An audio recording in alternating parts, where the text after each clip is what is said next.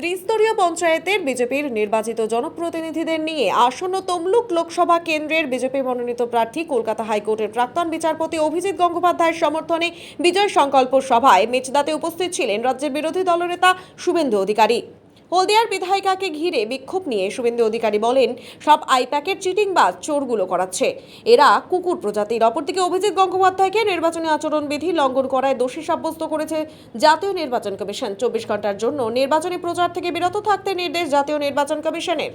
এই প্রসঙ্গে শুভেন্দু অধিকারী বলেন, নির্বাচন কমিশনের কোনো সিদ্ধান্ত নিয়ে কিছু বলবো না, তবে মমতা ব্যানার্জির উপর নির্দেশিকা আগে জারি করা উচিত নির্বাচন কমিশনের। মমতা ব্যানার্জি যেভাবে সন্দেশখালীর মহিলাদের রেটের কথা বলেছেন, তার ক্ষেত্রে কেন অ্যাকশন হয় না, এই জিনিসটা মমতা ব্যানার্জি এবং তার ভাইপোর উপরও হওয়া উচিত। অভিজিৎ গাঙ্গুলি নিজে থেকে কিছু বলেননি, মমতা ব্যানার্জির কথার প্রত্যুত্তরে তিনি এই উক্তি করেন, ইলেকশন কমিশনের উচিত মমতা ব্যানার্জির মুখটাকে সেলাই করা।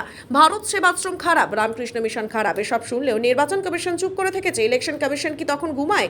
মা বেটার জন্য একরকম আইন আর অভিজিৎ গাঙ্গুলির জন্য কি অন্যরকম আইন?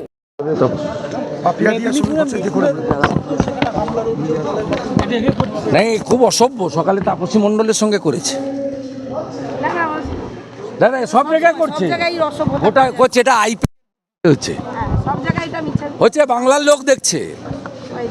গতকাল অবধি হিসাব দিয়েছে, আবার হিসাব দেবে 25 তারিখে 1 জুনে হিসাব করবে। এ কালচার ছিল না বিগত 75-76 বছরে, কোনোদিন এই কালচার কেউ করেনি। মমতা ব্যানার্জির থেকেও সংখ্যায় বেশি একসময় কংগ্রেস ছিল, এমএলএ, একসময় সিপিএম ছিল। এই কালচার আমরা দেখিনি। না না, এই আইপ্যাক করাচ্ছে, আইপ্যাকের এই চিটিংবাজগুলো, চোরগুলো করাচ্ছে, সবগুলো একসঙ্গে। আমরা অ্যালাউ করছি, আমরা বলেছি কুকুর মানুষের পায়ে কামড়ায়, মানুষ কখনো কুকুরের পায়ে কামড়ায় না। কুকুর প্রজাতির এরা, কুকুরের থেকেও, কুকুরেরও প্রভু ভক্তি আছে।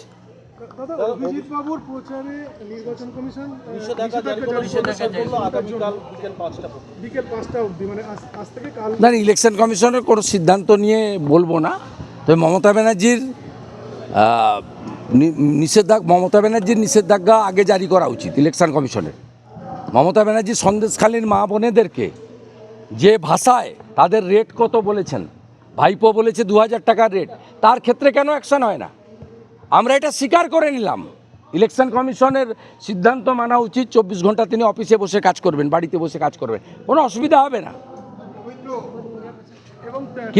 কিন্তু এই জিনিসটা মমতা ব্যানার্জি এবং তার ভাইপোর ক্ষেত্রে হওয়া উচিত।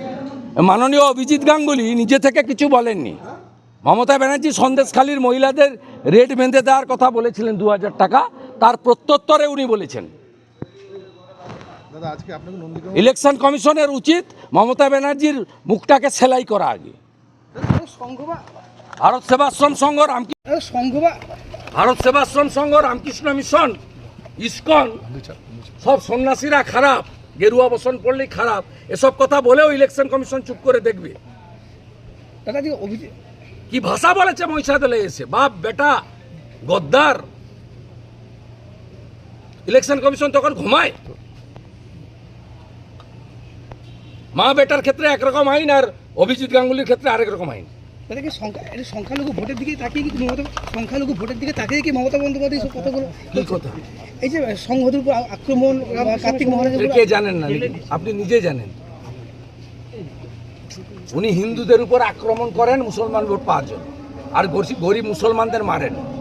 বকটুইতে মেরেছেন, গার্ডেন নিচে মেরেছেন। পাশাপাশি অদিত চৌধুরীও আজকে তাকে সমর্থন করছেন। আনিস খানকে মেরেছেন, নৌসাদ সিদ্দিকীকে জেল খাটিয়েছেন। আজকে অদিত চৌধুরীও একইভাবে মমতা সাপোর্ট করছে, অর্থাৎ যে বক্তব্য দিয়েছে কার্তিক মহারাজ। আমি বলবো না অদিত চৌধুরী জামানত থাকে কিনা, দেখুন গণনার দিন হার্ড হবে তো বলে গেলাম, লিখে রাখুন। সেবক রোডেও জামানত থাকবে কিনা, সেবক রোডে তো আক্রমণ হয়েছে, এর জন্য দায়ী মমতা ব্যানার্জি। ওনার উস্কানিতে এগুলো হয়েছে। ছেড়ে দেন, আমার অনেক 3টে